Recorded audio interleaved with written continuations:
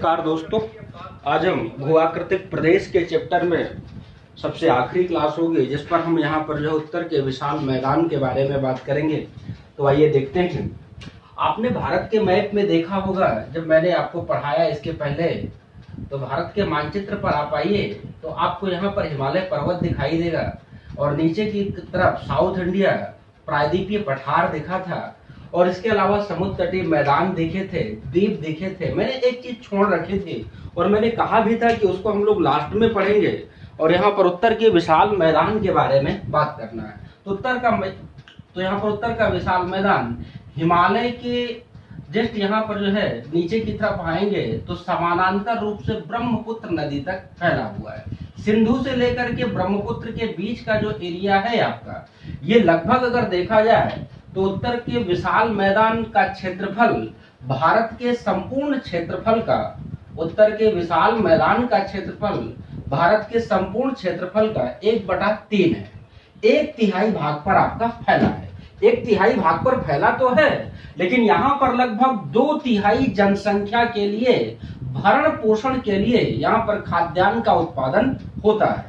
इस दृष्टि से हम उत्तर भारत के विशाल मैदान को भारत का यहाँ पर अन्नागार के नाम से जाना जाता है, खाद्यान्न भंडार के नाम से यह आपका प्रदेश जाना जाता है।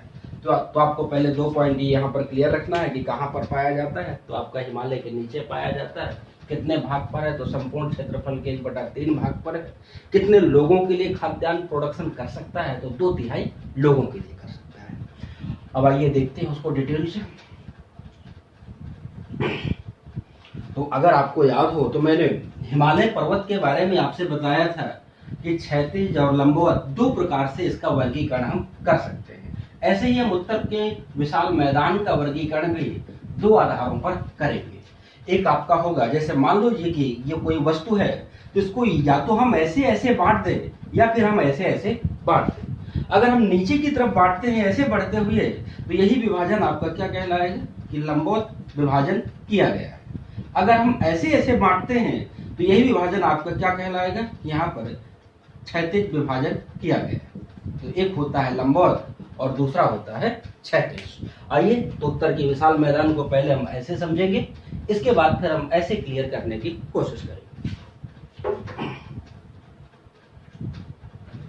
तो पहले लंबवत रूप में देख लेते हैं और लंबवत के बाद फिर क्षैतिज रूप में समझते हैं।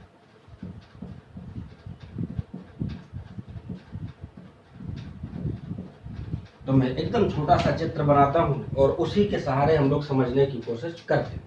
जैसे कि मैंने कहा, हिमालय पर्वत जहां से समाप्त होता है वहीं से आपको उत्तर के विशाल मैदान की शुरुआत हो जाती है और हिमालय पर्वत की सबसे अंतिम श्रृंखला शिवालिक श्रेणी आपकी मानी जाती है। तो मान लीजिए कि ये कोई शिवालिक श्रेणी है और इसी शिवालिक श्रेणी से होकर के हिमालय से निकलने वाली बहुत सारी नदियां यहाँ पर मैदानी भागों की ओर बढ़ती हैं। तो ये मान लो कि हिमालय से यहाँ पर नदियां निकल रही हैं और दोस्तों, जब भी किसी नदी का जन्म होता है तो उसका वेग बहुत तीव्र होता है और जब किसी नदी का वेग बहुत तीव्र होता है तो अपने साथ बड़े अवसादों को बहाकर ले जाने की क्षमता उसमें पाई जाती है। अर्थात जब ये नदियां शिवालिक श्रेणी से एकदम नीचे गिरेंगी तो अपने साथ बड़े बड़े पत्थरों को बहाकर लाएंगे और बड़े बड़े पत्थरों को यहाँ पर पाट देंगी और ये मैदान पूरा आपका बजरू, कंकड़, पत्थर, इन चीजों से भरा हुआ पड़ा होगा, जमा हुआ पड़ा होगा। तो निक्षेपण के ये रूप आपके इसी की वजह से क्या होता है, यहाँ पर नदियां बड़े बड़े अवसादों के नीचे से बहते हुए नजर आती हैं। इसलिए यहाँ पर नदी क्या हो जाएगी, विलीन दशा को प्राप्त हो जाती है, अर्थात दिखाई नहीं देती है।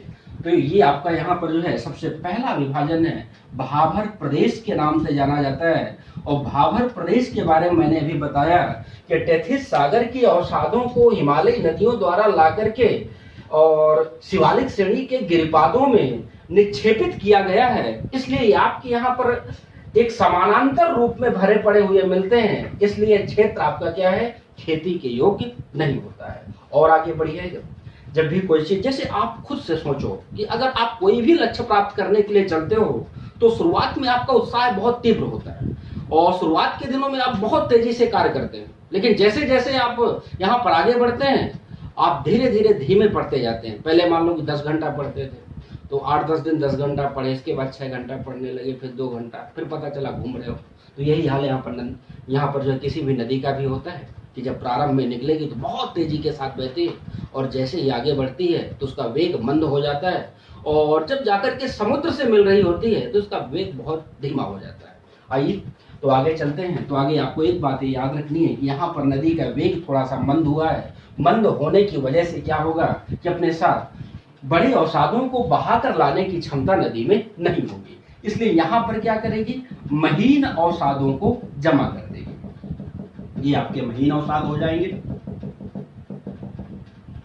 और इस पूरे क्षेत्र को हम लोग किस नाम से जानेंगे, तराई प्रदेश के नाम से जाना जाएगा। तराई प्रदेश दुनिया में सर्वाधिक उपजाऊ प्रदेश माना जाता है, और यहाँ पर एकमात्र मिट्टी आपकी मिलती है जो यहाँ पर रेतीली दोमट प्रकार की कहलाती है, और रेतीली दोमट प्रकार की मिट्टी में ही नाइट्रोजन तथा ह्यूमस दोनों आपका पाया जाता है। दोस्तों आप जानते हैं कि भारत की और किसी मिट्टी में यहाँ पर नाइट्रोजन और ह्यूमस दोनों एक साथ नहीं दिखाई देता है। और आप आगे बढ़िएगा तो नदी जब आगे बढ़ेगी तो आगे जब बाढ़ का समय होता है, जब आप पर यहाँ पर वर्षा भारी मात्रा में होती है, तो नदियों का द्रोणी क्षेत्र बढ़ जाता है, अर्थात यहाँ तक जल भर जाता है, और जब फिर से यहाँ पर बाढ़ का समय समाप्त होता है तो ये नदियां फिर से सिकुड़ करके और मुख्य धारा में बहने लगती हैं। तो जहां तक ये अवसाद पहुंचे हैं आपके, ये पूरा का पूरा क्षेत्र आपका किस नाम से जाना जाएगा, हर नदी के किनारे किनारे आप देख लीजिए, ये पूरा क्षेत्र आपका किस नाम से जाना जाएगा, इधर का क्षेत्र आ जाएगा इसी प्रकार से, तो खादर भूमि के नाम से जाना जाता है। खादर भूमि अर्थात खादर प्रदेश वह प्रदेश है जहां पर बाढ़ के समय पर नदियों का जल पहुंचता है और नवीन जलोढ़ मिट्टी को जमा किया जाता है। तो यहाँ पर आपका खादर प्रदेश में नवीन जलोढ़ मिट्टी जमा होती रहती है, इसलिए ये प्रदेश ज्यादा उपजाऊ होता है, उपजाऊपन इसमें ज्यादा होता है। तो एक बात यहाँ से याद रखनी है, और भावर में 2 बातें याद रखनी है कि नदी यहाँ पर विलीन हो जाती है, और दूसरा मैंने कहा था खेती के योग्य नहीं होता है।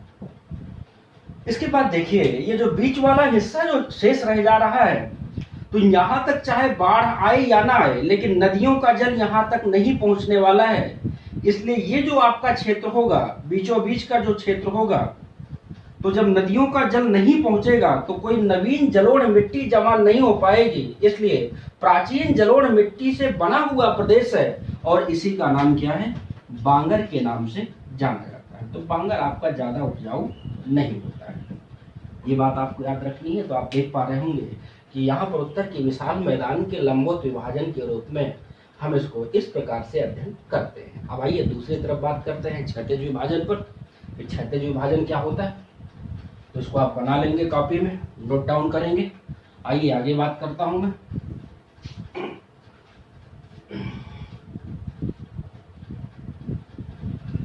इसको आप लिख लीजिए ताकि समझते चले, और हाँ अगर कोई भी डाउट है तो मेरा नंबर ऊपर लिखा हुआ है, आप इसमें मैसेज कर सकते हैं, कोई भी क्वेश्चन लिख करके उसका जवाब आपको नेक्स्ट दिन की क्लास में मिल जाएगा।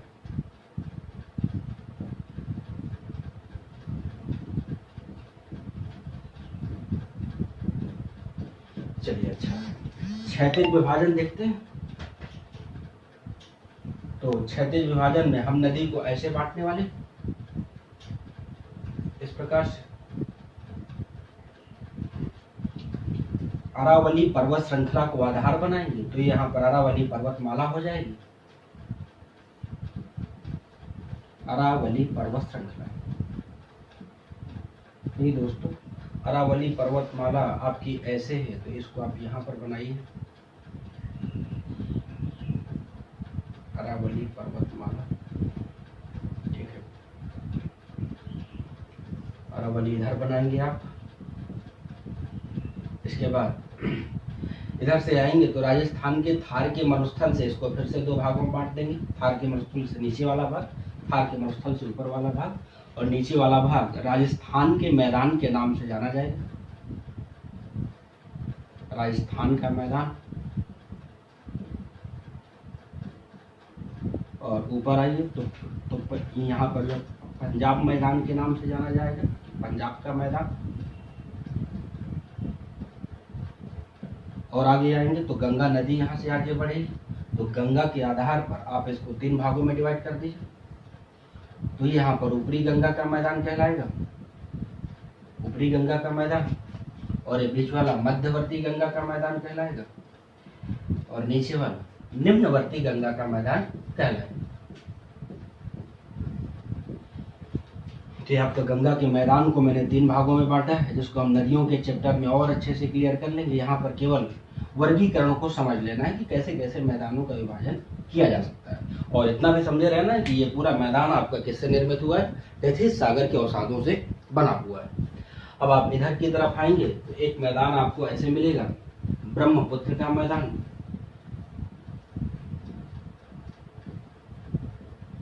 ब्रह्मपुत्र का मैदान।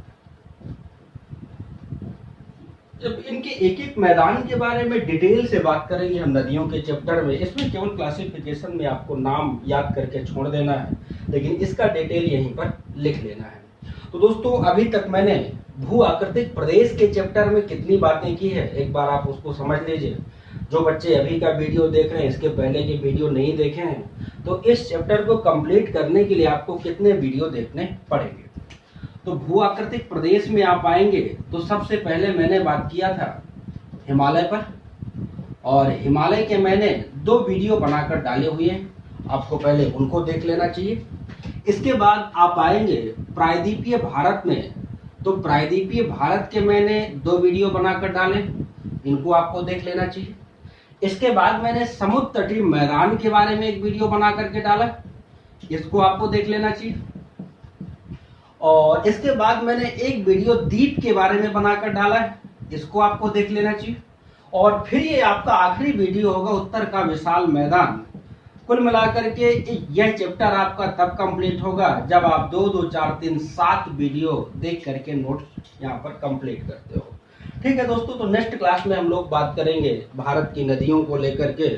आज की क्लास में इतना ही, बहुत छोटा।